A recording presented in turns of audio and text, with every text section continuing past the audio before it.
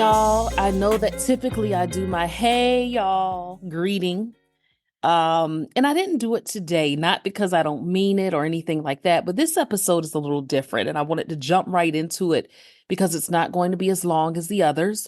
I'm not doing a guest interview today because, as you can tell from the title of this particular interview, I'm taking a step back and a shift to just share something that's going on personally with me. Because while you are a loyal listener, I think it's important that as a podcaster, motivational speaker, transformational coach, whatever title you choose to give me, the title isn't important, but I need you to see me, or rather, I need to show you. Let me take that back. I need to show you that I am human and that everybody goes through something in their life. The reason why I'm not going to post a guest interview today is because right now, as this particular episode is launched, my father, my daddy, is hospitalized. And as a family, we are handling that. We are really taking time to be with each other because my dad had a battle with kidney cancer and he was diagnosed several months ago. And I am going to say that it is, I have been given permission to share it. So it's not like I'm just, violating my father's rights or anything like that. Nothing like that. And I know a lot about patient advocacy in the healthcare system, but my father is one of my most loyal supporters of this podcast, listening every week, sharing with people that he knows. But he was diagnosed earlier in the year with kidney cancer. And subsequently, his entire left kidney had to be removed. So he had surgery and he's been in the hospital now for almost a week. In most normal circumstances, he would have been discharged by now, but there were a few, I won't say complications, but some concerns. The surgery itself was a success, but there are some concerns with him when it comes to the healing and recovery time. And so that is what the delay has been, even in getting him home and getting him back. It is so interesting seeing parents age. My parents are both in their 70s, and seeing parents age, I'm 42. I'll be 43 in August, and my sister is 3 years older. But we're at that point now where so many of our friends, other relatives in our age group, our counterparts, either both or one of their parents have died or they're going through health challenges. My boyfriend's mom passed away back in March, and it was quite sudden. And even to experience that was different. And I'm by no means saying that my daddy is going to die. I mean, we're all going to die eventually, but you get what I'm saying. But what I am saying is that just going through this process of seeing your parents age, because even with my mom, who was very active, I mean, very active up until as recently as last year, very active in the gym and having different classes. She's been having some health challenges herself that happened overnight, which have caused her to slow down tremendously. And that's different to see, even trying to help her and guide her. But it can be a bit unnerving. It can be a bit challenging seeing your parents go through this aging process, but also being there to care for them. It's a given that while in many aspects they are self sufficient with these health challenges, they didn't even have this level of health concerns even a year ago. And so it even shows you how quickly life can change and how intense it can be. But the reason why my sister and I don't mind being of support to them and being there for them is because my parents have always been exceptional parents. And I don't say that as an over exaggeration. I say it as the truth. They raised us to be compassionate, loving, kind, thoughtful, faith filled, courageous, not just women, but human beings and so much more. My parents were always active in our lives. My parents are actually still married. They'll be married for 47 years later this year. But I'm not going to try to act as if my family is picture perfect and we don't have any issues. Every family, and I'm going to say this clearly, every family has its own level of dysfunction. Every single family. I don't care how wonderful you are. Every family has its own level of dysfunction. But so even within mine, of course, every family has its issues, but I didn't come from a toxic household. I didn't come from a household where it was unloving. I didn't come from a household where it was abusive.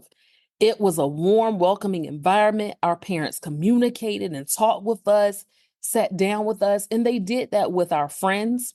They did that with family friends. They did that with other relatives.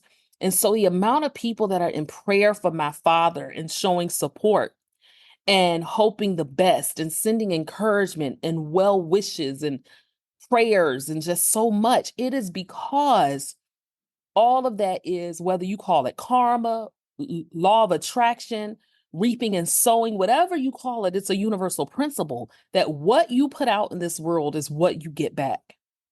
And my parents, for their life, committed their lives to being of service and of good to others, not with the expectation of getting anything back in return, but of simply just being there. And I have learned so much from my parents' example.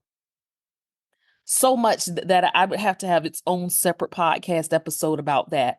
But I have learned so much from my parents where it is an honor being at my father's bedside. I have been designated, although I'm the youngest of the, two of my sister Dina and I've been designated more as the one who's doing the correspondence with the doctors and the nurses and medical team, etc., because of just not my own background and health history, but I've also been coached over the years from my doctors in advocacy and just knowing how the healthcare system works and the exceptional doctors that he has. But my point is, it is an honor and a privilege for me to do that, to stand in the gap for my parents.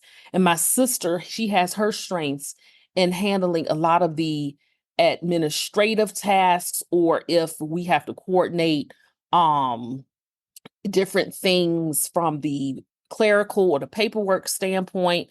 And she's been doing those, grocery store runs and different types of tasks that we need handled, whereas I've been handling more of the hospital matters. And I say that because of the fact that it is an honor for us to do that for our dad, even for our mom, whenever she needs something, because of how they were as parents and are as parents, the laughs we had growing up, the discipline they gave us. And I say discipline in a good way. We had boundaries. We couldn't just do any and everything that we wanted. And so the people who have been connecting with us, just checking, my own boyfriend has been calling my father every day just to uplift his spirit. And he calls him on the hospital line because we only give daddy a certain amount of time during the day that he can use his actual cell phone. But it's little things that are happening um that make the world of difference, even in the care for my father. So I wanted this podcast episode to be a little different today, um, because of the fact that I wanted to just show realness. I wanted to show authenticity. I wanted to make it known that, I'm a human being and I go through real life things. And I'm going to also say something that may sound bizarre, that a person might not understand. But as many of you know, I retired early from my career almost a year ago, and I've delved full time into the realm of entrepreneurship. And when who I interpret as God, some people call it universal spirit, I call it God. when I was being prompted to move back down to my hometown area and to go back and forth between DC and my hometown area, it didn't make sense to me. And the reason why it didn't make sense is I couldn't quite understand it. I couldn't quite get what the purpose was because my parents were healthy. And to know now with everything transpiring, what's going on, it makes complete sense that I would be led and prompted to come back down to my hometown area and to see everything happening now that wasn't happening then. It's like you better pay attention to when the spirit or even your gut instinct tells you to do something and do it. Because if I had not, I wouldn't have the time or the resources or the opportunities afforded to even be able to be here with them and to be by their side and to handle this type of business. And it's so freeing. It's so liberating. So I encourage any of you out there, if you are being led or prompted to do something, and even if it doesn't make sense, obey it. Obey that voice. Do it, because the benefits and the rewards are so much more. So yeah, keep my daddy in your prayers and your thoughts and your well wishes. He's not out of the woods yet. And even after he's eventually discharged, the hospital is saying that he'll need to do some rehab to build up his strength. We don't have a discharge date yet. But hey, my father is a remarkable man. He's a fighter. He's battled health challenges his entire life, too. He and I have parallel stories when it comes to that in many ways. But I'm grateful, and I wouldn't trade this journey for anything. So thank you for your support. Love on your loved ones. If you have good parents that are still living, value them, cherish them. And even if your parents have transitioned and moved on, if there's anybody in your life who's of importance to you and has great meaning to you, let them know and be there for them. So I will have my guests back very soon, but I wanted to do this solo episode, just sharing a real transparent moment with you in my life.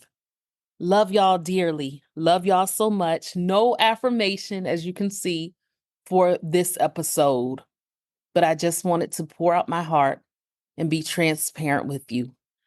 All right, continue to transform. The Power Transformation Podcast is named that for a reason. All of you, you listening, you have such an incredible innate ability to transform not only your life, but the world and the people around it for the good. Let no one fool you that you can let your light shine even in the midst of all of the challenges that happen. Always learn the lesson behind it, seek it out, and remain hopeful so that you can leave your imprint in a positive way in this world. If you enjoyed today's show, then you don't want to miss an episode. So follow the Power Transformation Podcast on Apple Podcasts, Spotify, or wherever you usually listen, and remember to rate and review. I also invite you to connect with me on social media at Alethea Felton. That's at ALETHEAFELTON. Until next time, remember to be good to yourself and to others.